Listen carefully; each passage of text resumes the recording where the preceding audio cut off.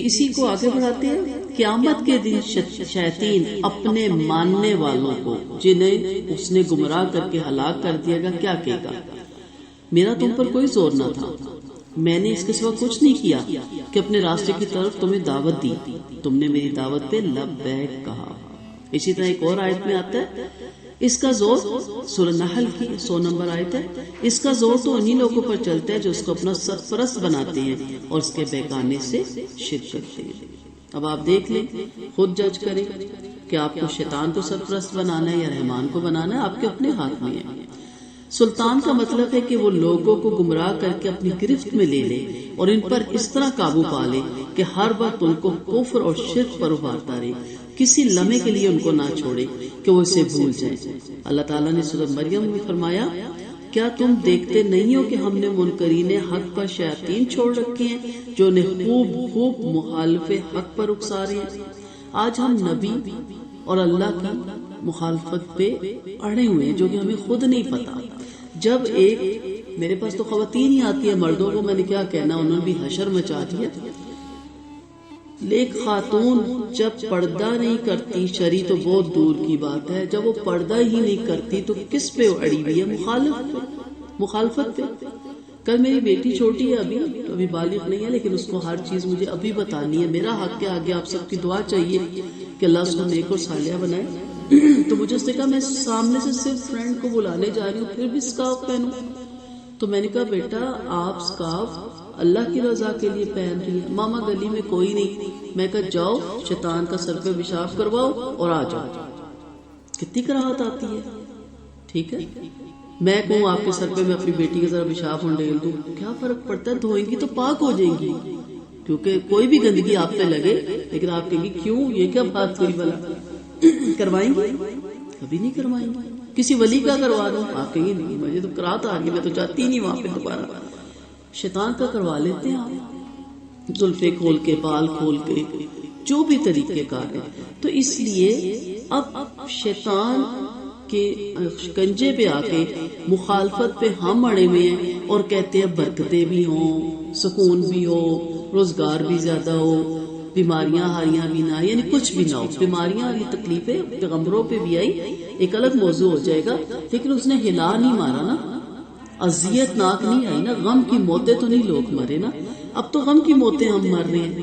کوئی بندہ پرسکون نہیں ہے. اس کی وجہ کیا ہے کہ ہم نے جدید ٹیکنالوجی کہہ لیں یا آج کے دور کی ریس کرتے کرتے ہم نے رحمان کو اور آپ صلی اللہ علیہ وسلم کی جو سیرت تھی، سنتیں تھی، سب کو پس پش رکھ دیا. ہم نے قرآن بس رکھ دیا، دن میں ایک دفعہ پڑھنا ہے، باقی ہم نے اپنی منمانی منچاہی زندگی گزارنی ہے. تو لوگوں کو دوست بنانے کے لیے شیطان کو کسی دلیل اور حجت کی ضرورت نہیں پڑی. اس نے صرف دعوت دی اور لوگ اس کی طرف بھاگے گئے، کیونکہ اس کی دعوت ان کی خواہشات اور اغراض سے پوری طرح آمال تھی، پسندیدہ تھی نا. لوگوں ہی نے اپنی ذات کے خلاف شیطان کی مدد کی. دعوت کے اس کے بہت سے پروگرام ہوتے ہیں، ہر ایک کو کارڈ آتا ہے آپ کو، ٹھیک ہے، فلاں جگہ جی کانسرٹ، وہ ہے میوزک پروگرام ہو رہا ہے، ہیپی نیو ایئر ہو رہا ہے، دعوت آتی ہے آپ کے گھر. چپ کر کے لڑکیاں لڑکے گھروں سے نکل جاتے ہیں، بتاتے ہیں ہمیں دعوت تو کوئی نہیں آئی تھی، کارڈ تو نہیں آیا تھا. تو آپ کے گھروں میں آ کے کوئی کہتا ہے یہ کرو یہ کرو؟ کوئی نہیں کہتا.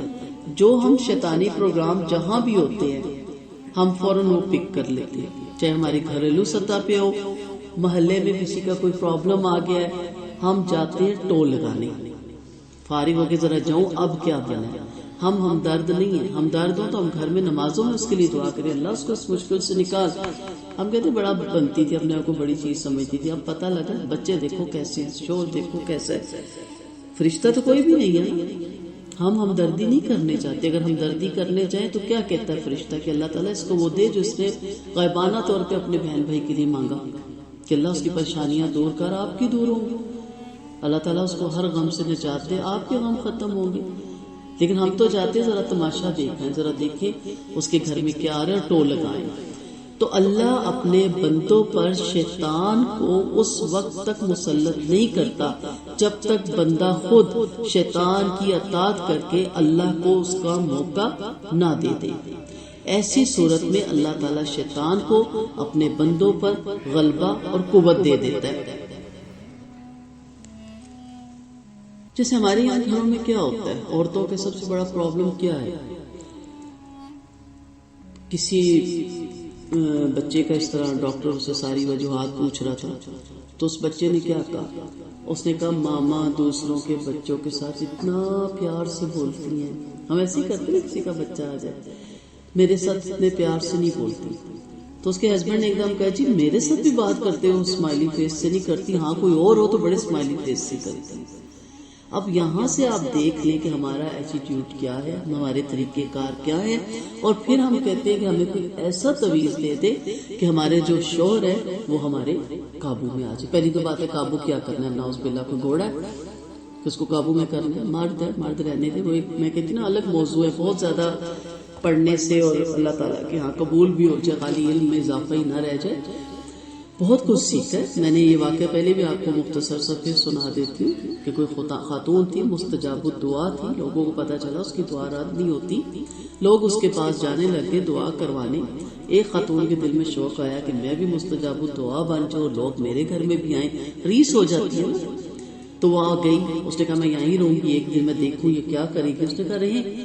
خیر اس نے دیکھا کہ وہ رات کو اٹھتی ہے، آٹا نکالتی ہے، صاف کرتی ہے، تو اس کا میاں پانی مانگ لیتا ہے، وہ پانی لے کے جاتی ہے تو اس کا میاں نیند میں چلا جاتا ہے، وہ کھڑی رہتی ہے اور آٹے کی طرف دیکھتی ہے، پانی کو دیکھتی ہے، آٹے کی طرف، کہ میں دوبارہ اگر چلی گی گندم کے پاس تو یہ پھر بیچارہ اٹھے گا، تو پریشان ہوئی کہتی ہے یا اللہ ابھی آٹا صاف بھی کرنا ہے، پیسنا بھی ہے، گوندنا بھی ہے، فجر ہونے والی ہے، تو آٹا صاف ہونا شروع ہو جاتا ہے، آٹا پیسنا شروع ہو جاتا ہے۔ کہاوت ہے نا، عقائد سے سمجھانے کی کوشش کی، آٹا گوندنا شروع ہو جاتا ہے، وہ کھڑی رہتی ہے، کوئی گھنٹے بعد دوبارہ مرد کی آنکھ کھلتی ہے، کہتا پانی، کہتی ہے میں کھڑی ہوں، پی لیتے، یہ سارا کچھ دے کے گھر آ جاتی ہے، تو وہ کہتی ہے آپ نے کوئی دعا نہیں کروانی، کہتی نہیں، وہ گھر آ کے یہ کرتی ہے، تھی سخت مزاج، آٹا نکال کے بیٹھ جاتی ہے، میاں کو بھی نیند آئی، کہتی سو، وہ کہتا ہے مجھے نیند آئی، کہتی سونا پڑے گا، ہم نہیں کہتے بند کریں ٹی وی اور چلے کمرے میں سوئیں، کرتے ہیں نا، ہمارے گھروں میں یہ ہوتا ہے نا،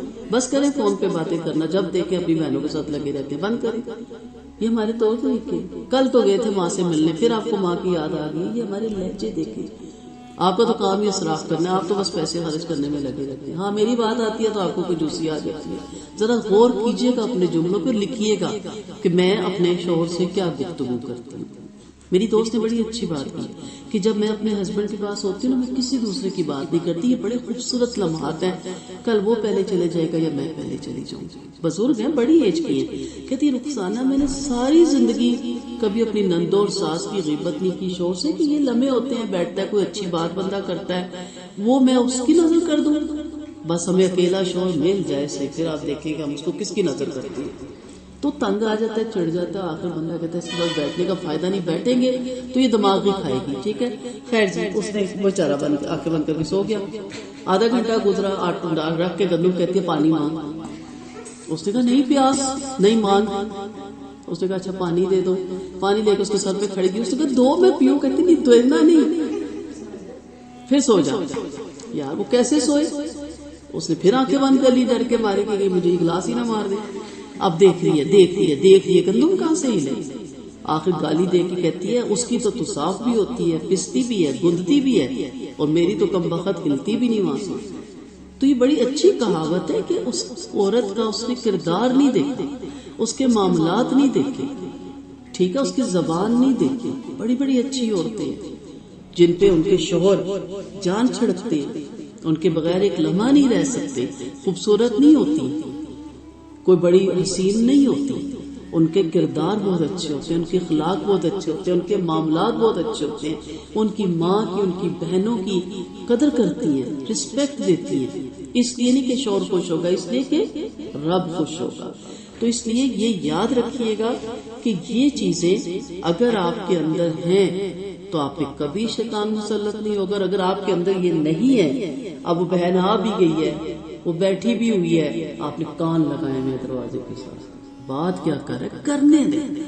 میں ایک چیز مجھے بہت فائدہ دیتی ہے اور میں اپنی بیٹی کی ابھی سے تربیت کرتی ہوں، سیاست کرنے والے کہاں گئے آج، منافق کہاں ہیں آج، اور صحابہ کرام پوزیٹیو کام کرنے والے آج کس مقام پہ ہیں؟ کیا سیاستیں میرے نبی کے خلاف نہیں ہوئی، میرے صحابہ کے خلاف نہیں ہوئی؟ ہر اس بندے کے خلاف ہوتی ہیں جو پازیٹیو کام کرتا ہے، اس کی ٹانگیں کھینچی جاتی ہیں۔ اور میں ہمیشہ ایک پوسٹ بھیجتی ہوتی ہوں ساروں کو کہ حاسدوں اور ماکروں ان سب کو اپنی جگہ پہ چھوڑ کے آپ آگے بڑھ جاؤ نا۔ آپ رک جائیں گی، ان سے مقابلہ کرنے لگ جائیں گی، ان سے ٹسل لگا لیں گی، اچھا تو نے یہ کہ آپ دیکھ میں کیا کرتی ہوں، تو رک گئی نا آپ اس کے لیول پہ آ گئی۔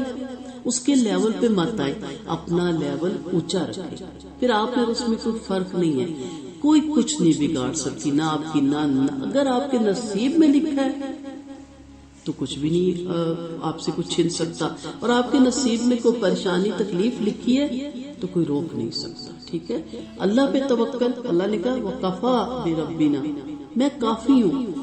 ٹھیک ہے، اپنے بندے کو میں کافی ہوں، ہمیں بھی ہونا چاہیے نا، حسبنا اللہ نعم الوکیل نعم المولا و نعم النصیر۔ ہمارا بھی ایمان ابراہیم علیہ السلام جیسا ہونا چاہیے نا، آتش نمرود میں کود پڑا عشق، ہمیں بھی چھلانگ لگانی چاہیے نا اللہ کی محبت میں کہ میری نان، میری جٹھانی یا میری پڑوسن۔ آگے ہم وہ ساری آیتیں پڑھیں گے، نظر بد کی دعائیں صبح شام، ہم سارے اذکار سیکھ بھی رہے ہیں، پڑھیں گے بھی، لیکن ابھی اتنا یاد رکھ لیں کہ اللہ کے جو نیک بندے ہوتے ہیں، دل کے صاف بندے ہوتے ہیں، ان پہ شیطان کبھی بھی جو ہے اثر نہیں کرتا اور کبھی بھی ان پہ مسلط نہیں ہوتا۔